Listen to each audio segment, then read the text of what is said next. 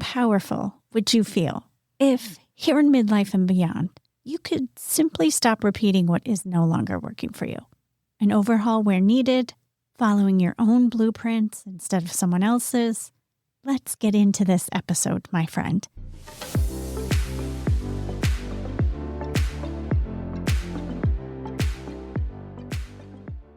I'm Karli Newman, your favorite Gen X dealer of positive vibes, life and wellness coach, and founder of FLIPSIDE of Midlife, a community for women in midlife and beyond.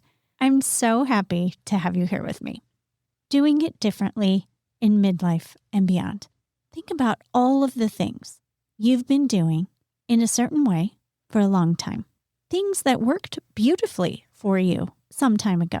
No finger pointing here, my friend. I have things in my life that I've been repeating over and over again, and they're not serving me like they once used to. That's why I created this episode, because I know that things I'm starting to notice here in midlife and beyond, you're starting to notice too. So let's do this together. We all know that there is comfort in the familiar. Based on personal experience, I've learned that midlife and beyond has a unique way of turning up the volume on what could benefit from change. Maybe you can relate to some of this. A habit that felt really good to you in your 40s feels exhausting now in your 50s. Relationships that once felt like the best in the world now feel too small. Rules that you've brought with you from your family, your culture, from society, upbringing, rules you never even questioned, suddenly have you thinking, why am I doing that? Why am I agreeing with this? I don't describe these things as a midlife crisis. I would describe them as midlife clarity. It's actually one of my favorite things about this season of life, getting crystal clear on what I do and don't want, on what is and isn't working. As I'm saying all of this, I'm realizing this sounds like I'm encouraging you to blow up your life. And that is not what I am talking about here, my friend. I'm asking you to take a really deep, honest look at the things that don't make you feel so good anymore and do it differently. You don't need anything other than yourself and some quiet time to reflect to make this happen, my friend. I have some questions that you can sit with. If you're a journaler, go ahead and write about to maybe help you bring some things to the surface. Prompt number 1. What routine or habit are you holding on to that no longer serves you for who you are today? Prompt number 2.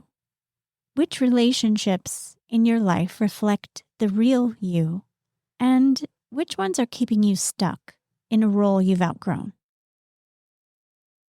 Prompt number 3. What rule or rules have you been following that don't feel right anymore? And prompt number 4. If you were guaranteed success at doing one thing differently, what would it be? This season of life is not about shrinking. It's not about apologizing or fitting into something forced or something that doesn't work. Midlife and beyond is a time to get honest with yourself.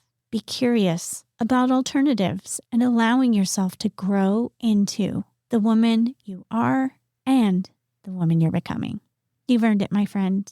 If doing this kind of self-development, personal growth work along with other women who are doing the same sounds like your kind of community, come check out Elevate. It's my monthly membership for women in midlife and beyond. It's private and it's a very supportive community where we go deep together around different themes every single month.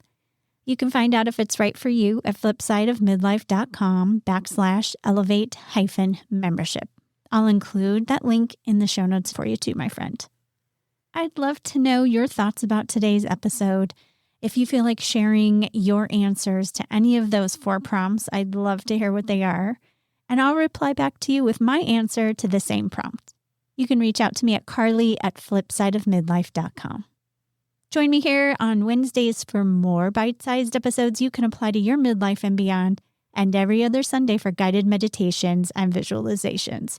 I look forward to meeting you here for all of it. Take care and be well, my friend.